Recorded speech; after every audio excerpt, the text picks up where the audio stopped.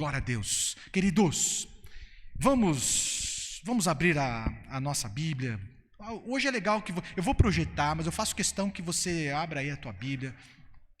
Vamos ler um texto em Efésios, o capítulo 4.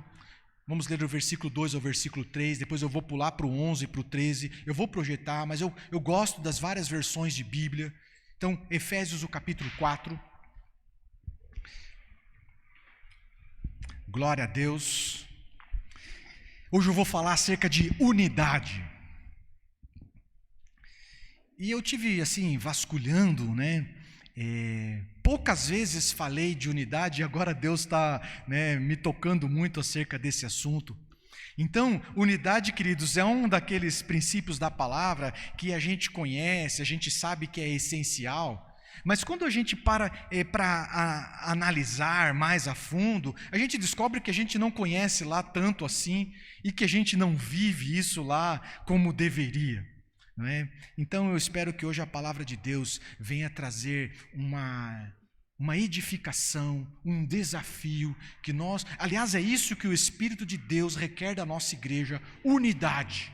Então eu espero que nós possamos sair daqui edificados, instruídos na palavra. Amém? Vamos lá. Efésios 4, versículo 2 e 3. Eu vou pular depois para o 11 e para o 13. Diz assim: sejam completamente o quê?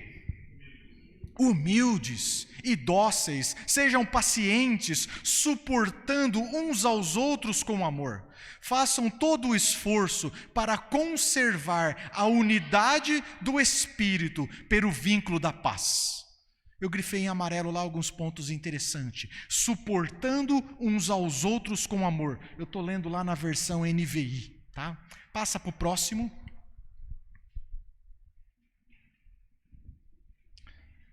E ele designou alguns para apóstolos, outros para profetas, outros para evangelistas e outros para pastores e mestres, com o fim de preparar os santos para a obra do ministério, para que o corpo de Cristo seja edificado, até que todos alcancemos a unidade da fé e do conhecimento do Filho de Deus e cheguemos à maturidade, atingindo a medida da plenitude de Cristo, atingindo a estatura do varão perfeito, que é Cristo Jesus.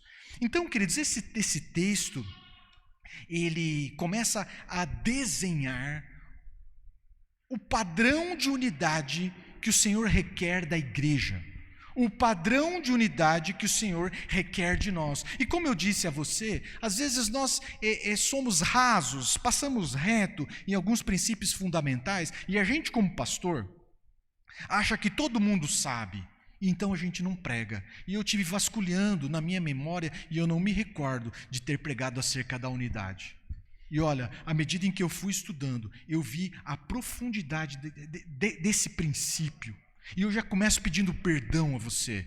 Por que não ensinei isso antes? Por que não ministrei antes? Porque é o seguinte, queridos, há uma confusão muito comum que tem enganado muita gente. Então existe a unidade estabelecida por Deus, mas existe a uniformidade estabelecida pelo mundo globalizado. E aí começa a fazer uma confusão na nossa cabeça. A uniformidade proposta pelo mundo, ela mata as individualidades. A uniformidade proposta pelo mundo faz todo mundo com uma cara só. Todo mundo veste igual, todo mundo sonha tem os mesmos sonhos, todo mundo come as mesmas coisas. Essa é a uniformidade do mundo globalizado.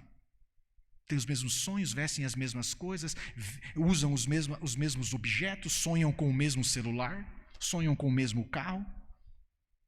Entende? Não importa se está no Brasil, não importa se está nos Estados Unidos, não importa se está na França. Uniformidade mata a individualidade, transforma a humanidade em clone. É tudo uns clones, uma cara do outro. Uma cara do outro. Essa é a uniformidade. Só que o que Deus tem para nós é a unidade. E a unidade, ela preserva as nossas individualidades. Então, o projeto de Deus, ele é unir pessoas diferentes, com chamados diferentes, com habilidades diferentes, com dons diferentes, com ferramentas diferentes. O que tem em comum é o propósito. E junta essas pessoas, junta esses diferentes, para andarem juntos, e juntos construir um propósito, e juntos chegarem a um objetivo. Então, colocou profetas, evangelistas, apóstolos, pastores, misturou um monte de gente com habilidade diferente, mas que tem um propósito. Qual é o propósito? Para que o corpo de Cristo seja edificado. Para que o corpo de Cristo seja edificado. Então, queridos, a unidade, eu falei na quinta-feira, se você assistiu lá a aula, a unidade pensada por Deus é a união dos diferentes. É a união dos diferentes. O que eles têm em comum? O mesmo propósito, mas cada um tem uma atuação diferente para alcançar juntos esse propósito. Então, quando os diferentes, isso é muito forte, cara. Quando os diferentes se unem a ponto de se tornar um, Deus abençoou para que essa união, para que essa unidade gere vida. Amém? Então, isso é um conceito mais fácil, não é? Porque Deus construiu o homem diferente da mulher, amém? Bem diferente, não só anatomicamente. Somos diferentes em tudo, em como enxerga o mundo, como pensa as coisas, não é? Somos diferentes, mas Deus colocou o homem e a mulher, e é desta união, quando o homem e a mulher se tornam um, o que acontece? Gera vida. E isso não se aplica apenas à sexualidade. Isso se aplica a todas as áreas. Entende? A um time de futebol. Né? Você já imaginou um time de futebol de 10 Neymar? Não vai dar certo. Entende? Então, queridos, o princípio da unidade estabelecida por Deus é a união dos diferentes. Agora, o que pensa a uniformidade estabelecida pelo mundo? Não, a uniformidade é a junção, é a união dos iguais. E a união dos iguais, você sabe, ela não gera nada. Ela é estéril. Estamos juntos? Vamos lá que nós vamos construir juntos e regados pelo Espírito Santo um princípio da palavra de Deus. Então, a unidade dos diferentes gera algo proveitoso. Gera vida. Gera vida. Vamos voltar lá para futebol, né? A unidade dos diferentes. Às vezes tem um time fraco, de jogadores medianos, mas eles estão unidos. Eles têm um propósito. O lateral direito não é aquelas coisas, o lateral esquerdo não é aquelas coisas, o goleiro é meio pipoqueiro, mas eles estão bem entrosados. E esse entrosamento faz com que eles, às vezes, derrotem times cheios de craque, que não tem entrosamento, que não tem unidade. Ganham o campeonato. Por quê? Porque estão eles entendem as suas individualidades dentro do campo e jogam bem um com o outro. Sabe explorar. Então, aqui cabe para que a gente possa seguir bem, aqui cabe uma observação importante, que é o seguinte: nem toda unidade gera algo da parte de Deus. Existe unidade que não gera da parte de Deus. Você se recorda da Bíblia? Gênesis 11, não é? Se juntaram para construir uma torre, se juntaram unidos, e um pegava o barro e amassava, e o outro fazia tijolos, e o outro queimava, e o outro assentava, e o outro passava piche, e eles iam construir uma torre. Contrário, rebeldes ao propósito de Deus. E gerou também, o que gerou? Confusão. Então, queridos, entenda uma coisa: a unidade fora do propósito de Deus também gera confusão. A unidade com uma prostituta, né, gera para você se torna um com ela. Aquele que se une a uma prostituta, texto de Paulo, se faz um com ela. Aquele que se une às trevas, se faz trevas. É um princípio. É um princípio. A unidade boa, é eu e você unidos um ao outro e juntos em Cristo. Então, nós fazemos o quê? Participantes do corpo de Cristo. Essa é a unidade boa. Eu amassado em você, unidos. A minha esposa tem uma ilustração linda, eu vou roubar dela aqui. Nem está na minha pauta aqui, mas eu vou roubar. Unidade é purê de batata. Lembra?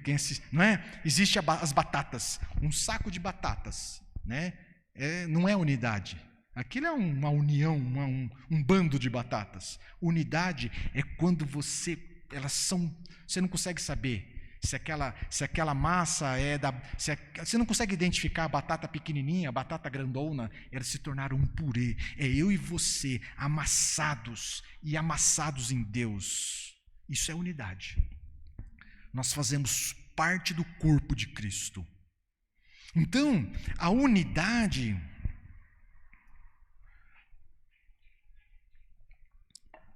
atesta a nossa maturidade.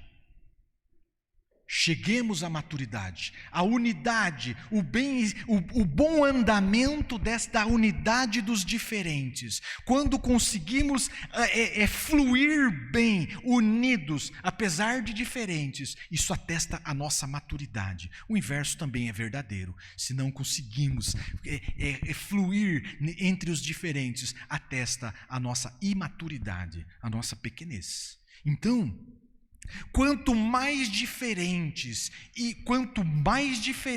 somos e o quanto mais unidos somos, mais poderoso mais poderosa é essa comunidade.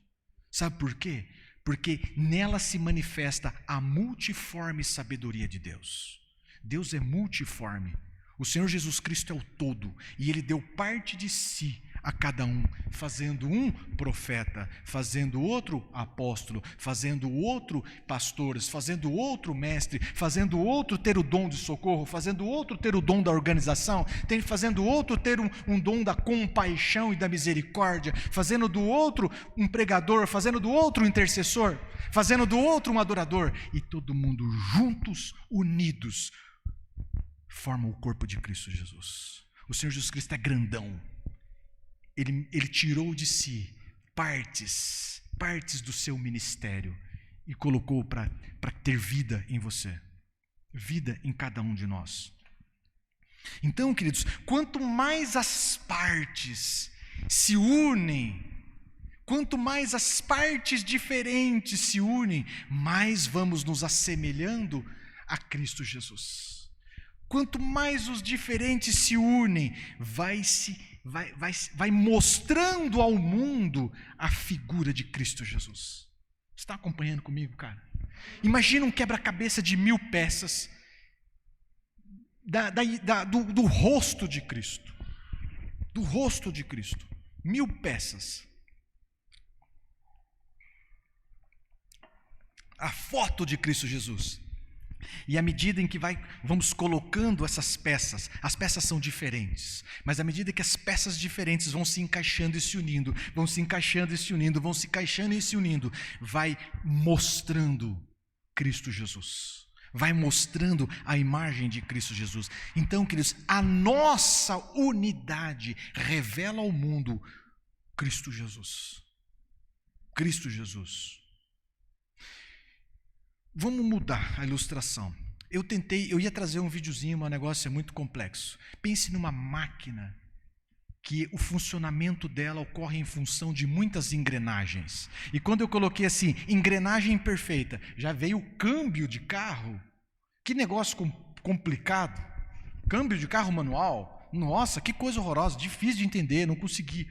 E aí busquei mais outra, aí apareceu o relógio mecânico. Sabe aqueles relógios antigos? Que tem umas engrenagenzinhas, esse é lindo, depois se você puder ver. Então, o que acontece? Vamos pensar nisso, queridos. Existe uma engrenagem grande que transfere rotação para uma engrenagem pequena, e essa roda rápido, a outra roda menos, e ela transfere para outra, que transfere para uma menorzinha, que transfere para outra, e isso move o ponteiro dos segundos, que transfere para outra, que move o ponteiro dos minutos. um conjunto de engrenagens. É um conjunto de engrenagens. Mas à medida que uma engrenagem emperra, toda a máquina para. À medida que uma daquelas engrenagenzinhas, por mais que desprezível que você acha que seja, ela emperra, toda a máquina para. Sabe o que significa? Aqui tem um ensino importante. Então, cutuca o irmão do teu lado, ele está dormindo, fala assim, fica esperto que agora é importante. Sabe que é o seguinte, a unidade só funciona se for perfeita. Fala para o teu irmão, a unidade só funciona se for perfeita. Cara, isso é forte. A unidade só funciona se for perfeita. Eu preciso te dizer, unidade é tudo ou é nada. Ou tem ou não tem. Não tem uma unidade meia boca. Não tem uma unidade mais ou menos. Não tem uma unidade de domingo, graça e paz, irmão. Uma boa semana. Não tem. Esse não é o propósito do Senhor. A unidade do Senhor é todo mundo amassado. E o desafio, então, o padrão que Deus espera, e isso foi muito me bombardeou internamente, e é por isso que eu já saí pedindo perdão para você, é que o nível, a profundidade da unidade que Deus espera de nós, é uma unidade nada menos do que perfeita. Fala para o teu irmão, unidade perfeita, plena, perfeita, perfeita. Vamos para o texto de João, você depois vai para casa, os cultos aqui são treinamento, então você não pode achar que vai me escutar, que você vai saber tudo, você vai para a tua casa e vai ler, e vai conversar com o Senhor. Como é que é esse papo? Que papo é esse de unidade perfeita, Jesus? Como é que o Senhor pode me exigir isso? Eu falei isso com Deus. João 17, o versículo 23, lança o desafio da unidade perfeita.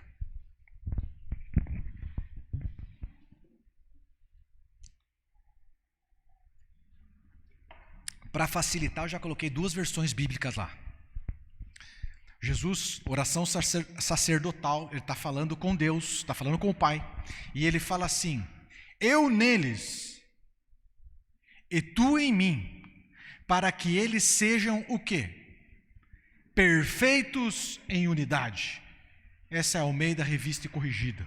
A NVI, eu neles, e tu em mim, que eles sejam levados à plena unidade. Qual que é a unidade boa? Qual que é a unidade boa? A perfeita, a plena. E o Senhor falou isso para mim, a unidade boa é a plena, é a perfeita. E eu falei assim, não, o Senhor está exagerando. Você não pode esperar nada de mim, perfeito, pleno. E o Senhor falou, é pleno, é perfeito. E aí a gente fica eu não consigo entender isso. E aí o texto continua.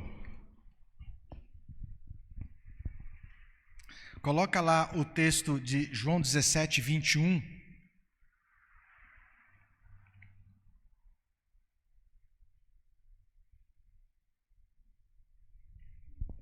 Deixa eu só ver aqui. Veja o seguinte, que Jesus, quando vai nos dar exemplo dessa unidade perfeita, sabe o que ele faz? Ele está falando de unidade perfeita, e ele vai nos dar exemplo da unidade, e para que fique claro para mim, para você, o nível dessa unidade, ele recorre para a unidade que ele tem com o Pai, e ele diz assim, para que todos sejam um, Pai, para que eu e você seja um, Pai, como tu está em mim e eu em ti. A unidade que o Senhor espera de mim e de você, ela é perfeita, porque ela precisa ser igual à unidade que Jesus tem com o Pai. É só ler em português. Olha depois aqui, para que eles sejam um, assim como o quê? Pode ler, irmão. Nós somos um. E a unidade entre Cristo Jesus e o Pai, a unidade entre o Pai, o Filho e o Espírito Santo é perfeita, sim ou não? Para que eles sejam um, assim como nós somos um. Meu irmão, a chapa esquentou para o nosso lado. Porque nós somos diferentes, mas o Senhor quer nos ver um. assim como ele é um com o Pai. Isso é chocante. Isso é chocante. Está aí, né? Você está lendo a Bíblia, vamos para a próxima. Falei, desculpa, mas tem cara muito esquisito na minha igreja. Eu sou o mais esquisito deles. E não dá, não vai ter jeito. Não é possível.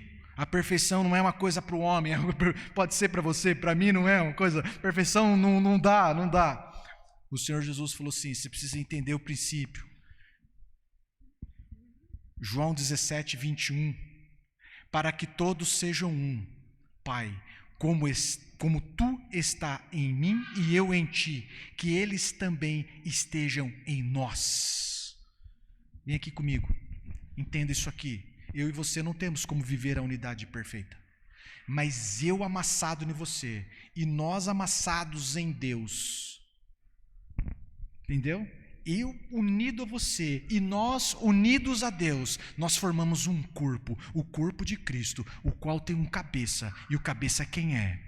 É Cristo Jesus. Não é por mim e por você. Nós não conseguimos viver a unidade, mas nós vamos viver a unidade entre eu e você e Cristo no meio, e a gente se amassa tudo, e aí vai ser possível. Quanto mais unidos eu e você, mais experimentamos de Deus nas nossas vidas. Esse é o caminho, esse é o nível de unidade que Deus quer de nós. Esse é o nível. É mais fácil viver a uniformidade, não é? É mais fácil criar um bando de clone, não é? Mas não é esse o projeto de Deus. Não é esse o projeto de Deus. O projeto de Deus é a unidade dos diferentes. Porque os diferentes, unidos, cheios do Senhor, macetados no Senhor, unidos no Senhor, geram vida e manifestam ao mundo a multiforme sabedoria de Deus. Não é uma única forma, não é a única sabedoria de Deus, são as muitas sabedorias de Deus, sendo manifesta através da tua vida, da minha vida, da vida do outro, e assim vai, e assim por diante. Bom, o Espírito Santo me convenceu, espero que você esteja convencido. E eu falei, Senhor, como é que a gente precisa criar esse ambiente? A gente precisa criar esse ambiente de glória, a gente precisa criar esse ambiente que proporciona a unidade. Qual é o ambiente que proporciona a unidade? Me fala, Senhor. O Senhor me deu o texto de Filipenses 2, todos vocês conhecem, nem vamos ler. O ambiente que proporciona a unidade é um ambiente de amor e de humildade. Amor e humildade. Filipenses 2. O mesmo amor que o Senhor, com o mesmo amor que o Senhor me amou e me resgatou das trevas, que nós cantamos aqui agora há pouco, e nos trouxe para a luz, esse mesmo amor eu preciso amar as pessoas. O Senhor me amou quando eu não andava na dele. Sabe o que é, queridos? Amar a pessoa que anda que pensa como a gente, que lê na mesma cartilha, que professa a mesma fé, isso é mole. O desafio é amar quem não lê na mesma cartilha, quem não pensa igual. O Senhor Jesus Cristo nos amou assim, um amor desinteressado. Um amor desinteressado. Então, Efésios 4:2, é legal, a gente já leu, ele diz assim, sejam completamente humildes e dóceis e sejam pacientes, suportando uns aos outros com amor. Precisa suportar. Então, vamos comigo aqui, acompanha assim, eu estou errado. E o João está certo.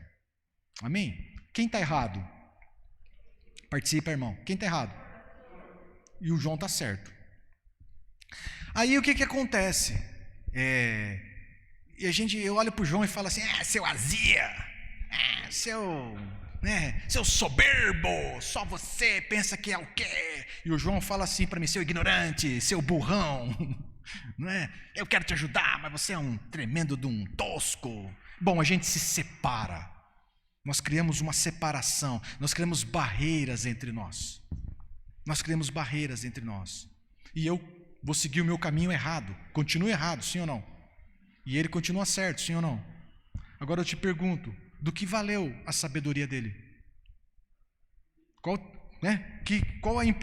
O que fez de relevante a sabedoria dele? Nada. Quando nos fechamos nos fechamos em ignorância. Quando no texto, não é texto meu, põe aí. Provérbios 18:1. Quem se isola busca interesses egoístas e se rebela contra a sensatez. Eu vou viver na minha burrice e ele não vai demorar muito, vai ficar meio... Porque quem se fecha se rebela, contra a insensatez, contra a sabedoria. Entende?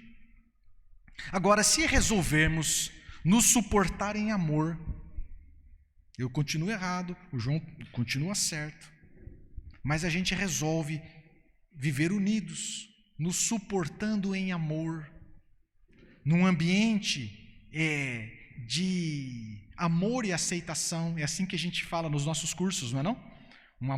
Um ambiente de amor e de aceitação.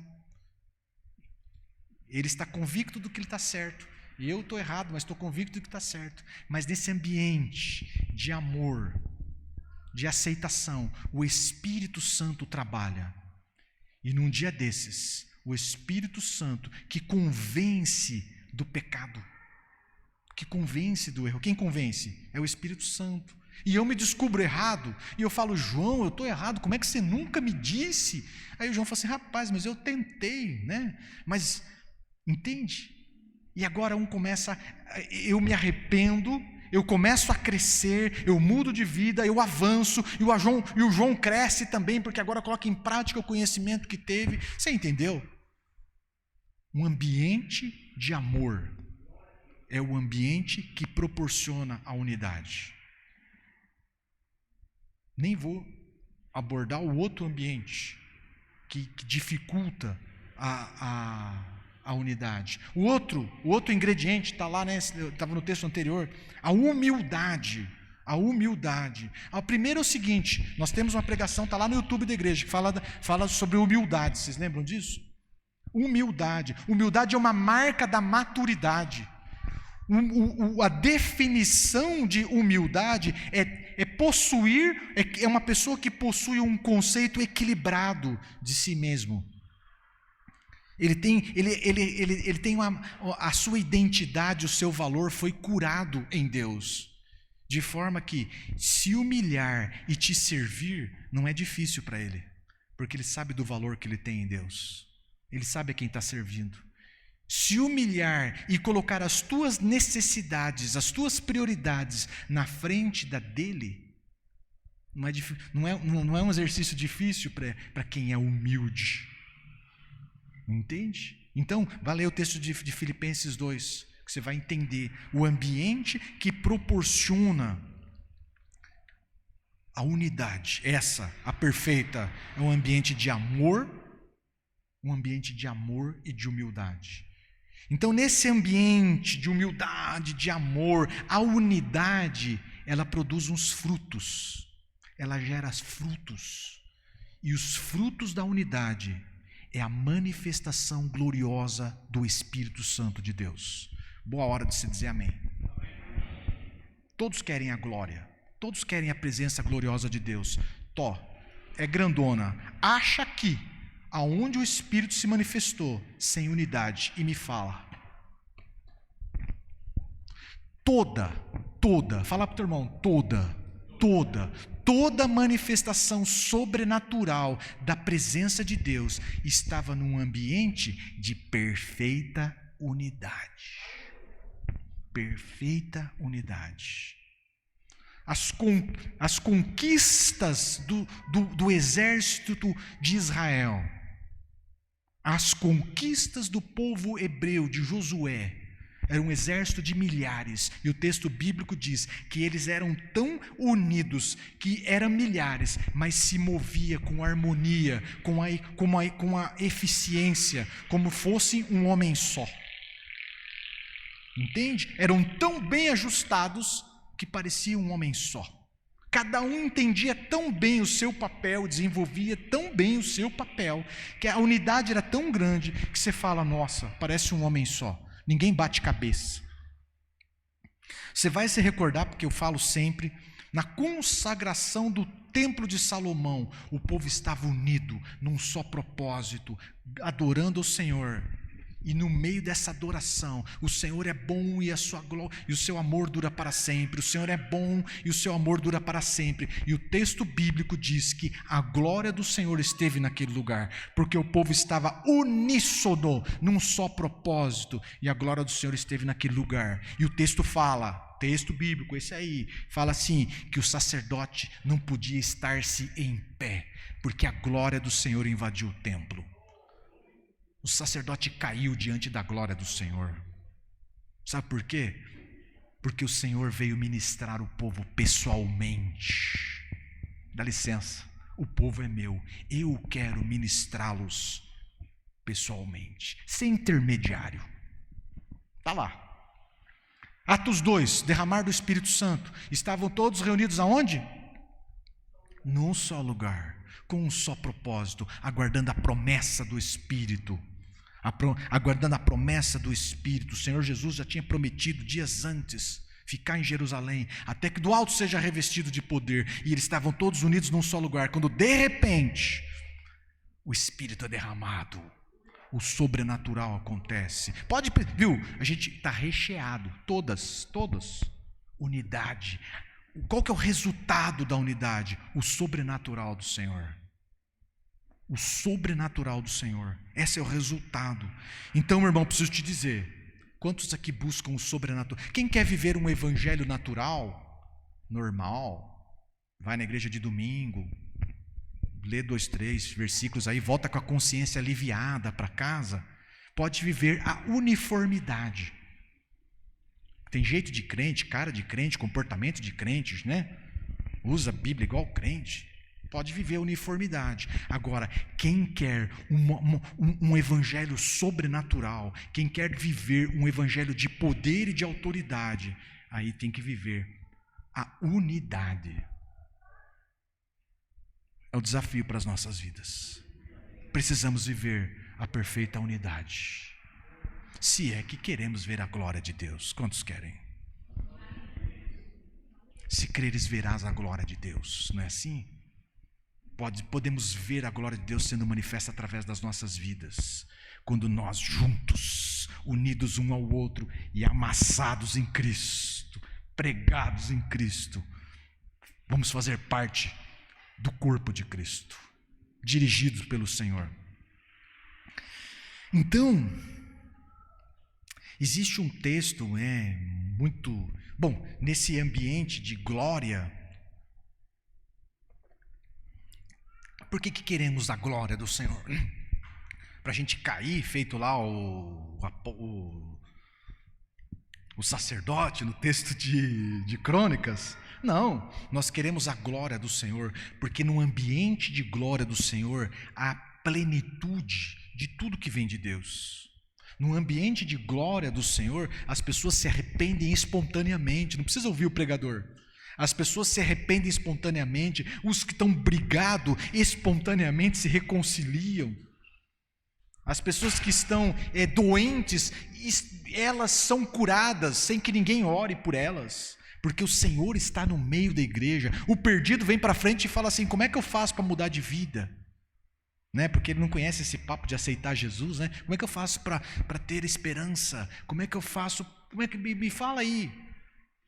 Eu preciso de algo novo na minha vida. Isso que é, viu? Quando temos unidade, a glória do Senhor se manifesta na igreja e a igreja apresenta Cristo ao mundo. Então, a gente pode dizer assim, o mundo não conhece a Cristo, porque falta unidade na igreja.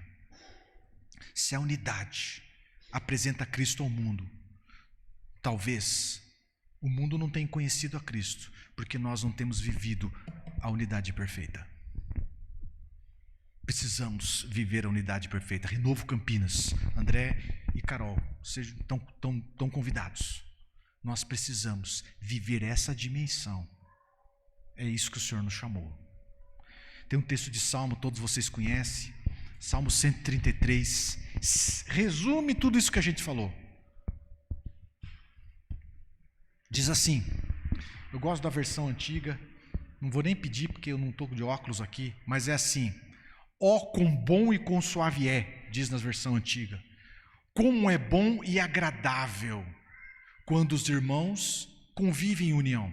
É como óleo precioso derramado sobre a cabeça, que desce pela barba, a barba de Arão, até a gola de suas vestes. É como o orvalho do Hermon, quando desce sobre os montes de Sião. Ali o Senhor concede a bênção da vida para sempre. Vem comigo. Pode ser bom, pode ser agradável, pode ser suave. Basta uma coisa: os irmãos viverem em união. É só isso. Sintetiza. Basta vivermos em união. Quando o texto fala aqui do óleo, né? É o óleo que desce sobre a cabeça, que desce pela barba, que desce pela roupa. Sabe, queridos, o óleo é símbolo do Espírito Santo. Sabe o que está falando aí? É que nesse ambiente de unidade, além de bom, de agradável, de suave, nós podemos ser encharcados pelo Espírito Santo de Deus, tal como prometeu Joel, e derramarei do Espírito sobre todos. Não é gotinha, é encharcamento, vai sair encharcado do Espírito de Deus. Quando fala ali de orvalho, né? Orvalhos são gotinhas, não é? Mas esses orvalhos são tão abundantes que ele escorre. Orvalho, quando desce sobre os montes, sabe o que é? Onde, nesse ambiente a terra é fértil, nesse ambiente a terra é regada, nesse ambiente a terra produz. Então, meu irmão, todos buscam um ambiente bom, agradável, suave, cheio de vida, cheio de alegria. Depende só de nós nos unirmos e entender que Ele é diferente e é assim que Deus quer. Que Ele não vai ser com a minha cara, não vai, porque esse não é o projeto de Deus. O projeto de Deus é que nós juntos possamos avançar como um homem só, que tem uma cabeça, e a cabeça é Cristo Jesus. Amém? Vamos começar. Tudo aqui é teoria, nós precisamos começar. Primeira instância da unidade começa com o casal. Primeira instância da unidade começa com o casal. Eu preciso viver essa unidade com a minha esposa. A gente vive numa correria danada que a gente mal consegue conversar coisa importante. Unidade do casal, unidade da família, unidade dos irmãos, e os irmãos todos unidos em Cristo. Amém? Vamos nos colocar em pé. Lá na década, vamos orar, você que chamar o louvor aqui, vamos cantar aquela lá que eu não esqueci o nome.